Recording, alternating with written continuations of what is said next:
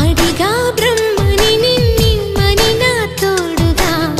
నిన్నటి నిదురలోని కలలలోనా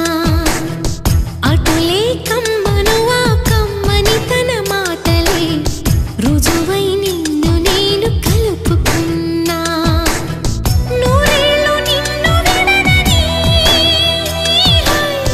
ఇదే నేను కలగని తలలో బ్రహ్మ పలుకులే తెలుసా నీకు నిజమని నిజమే నిజమే నా కూడా తెలుసులే